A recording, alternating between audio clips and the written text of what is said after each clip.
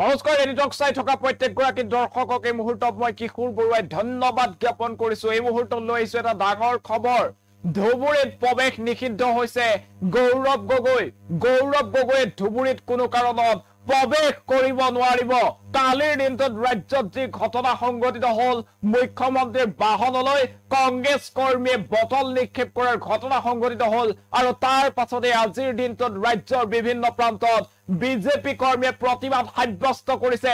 যিসকলে মুখ্যমন্ত্ৰীৰ বাহনলৈ লক্ষ্য কৰি এনেদৰে বটল দলিয়াইছিল সেইসকলক শীঘ্ৰেই গ্ৰেপ্তাৰ কৰিব লাগে। ইতিমধ্যে আৰক্ষীয়ে 4জনকৈ লোকক চিনাক্ত কৰি গ্ৰেপ্তাৰ কৰিছে আৰু তাৰ পাছতে এতিয়া ধুবুৰীত গৌৰৱ গগৈ প্ৰৱেশ নিষিদ্ধ ঘোষণা কৰা হৈছে। গৌৰৱ গগৈয়ে ক্ষমা নোখোজা পৰ্যন্ত ধুবুৰীত প্ৰৱেশ কৰিব নোৱাৰিব। এই মুহূৰ্তত সবিশেষ খবৰ গ্ৰাফিক্স প্লেটৰ সহায়ত লৈ অনাৰ চেষ্টা কৰিছো। ধুবুৰীত প্ৰৱেশ নিষিদ্ধ হৈছে গৌৰৱ গগৈ। এই মুহূৰ্তত জনাইছো সেই খবৰ, মুখ্যমন্ত্ৰীৰ বটল দলিওৱা ঘটনাক লৈ নিষিদ্ধ কৰা হৈছে গৌৰৱ গগৈৰ প্ৰৱেশ। গ্ৰাফিক্স প্লেটত মই আৰু এখন প্লেট দিবলৈ অনুৰোধ জনাইছো। এই মুহূৰ্তত সেই খবৰ জনোৱাৰ চেষ্টা কৰিছো। গৌৰৱ গগৈ প্ৰৱেশ নিষিদ্ধ কৰা হৈছে সম্পূৰ্ণৰূপে। গৌৰৱ গগৈ ধুবুৰীত এতিয়াৰ পৰা প্ৰৱেশ কৰিব নোৱাৰিব আৰু এই মন্তব্য প্ৰকাশ কৰিছে মন্ত্ৰী ৰঞ্জিত দাসে। কৈছে যে মুখ্যমন্ত্ৰীৰ বাহনলৈ যিসকল কংগ্ৰেছ কৰ্মীয়ে বটল দলিওৱালে সেইসকল কংগ্ৰেছ কৰ্মীক শাস্তি বিহিবতো লাগিবই।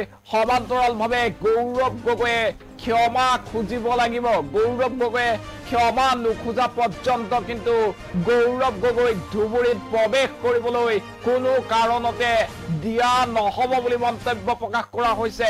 আৰু তাৰ পাছতে মুখ্যমন্ত্ৰীৰ কালিৰ দিনটোৰ যি ঘটনা সংঘটিত হল, মুখ্যমন্ত্ৰীৰ বাহনলৈ যিদৰে বটল দলিয়ালে কংগ্ৰেছ কৰ্মীয়ে প্ৰথমতে প্ৰতিবাদ সাব্যস্ত কৰিছিল আৰু যেতিয়াই মুখ্যমন্ত্ৰীৰ কনভয় সেই প্ৰতিবাদস্থলীৰ কাষেৰে পাৰ হৈ গৈছিল সেই সময়তে অথন্তৰ লাগিছিল আৰু কংগ্ৰেছ কৰ্মীৰ তৰফৰ পৰা বটল দলিওৱা হৈছিল, পানীৰ বটল দলিয়াই দিছিল মুখ্যমন্ত্ৰীৰ বাহনলৈ লক্ষ্য কৰি। আৰু তাৰ পাছতে আজিৰ দিনটোত ৰাজ্যৰ বিভিন্ন প্ৰান্তত বিজেপি কৰ্মীয়ে প্ৰতিবাদ সাব্যস্ত কৰিছে।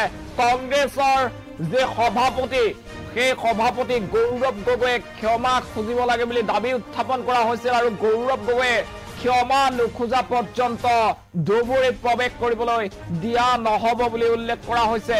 এই মুহূৰ্তত সেই খবৰ জনোৱাৰ চেষ্টা কৰিছো। গৌৰৱ গগৈ প্ৰৱেশ নিষিদ্ধ কৰা হৈছে ধুবুৰীত। গৌৰৱ গগৈ প্ৰৱেশ কৰিব নোৱাৰিব বুলি কোৱা হৈছে।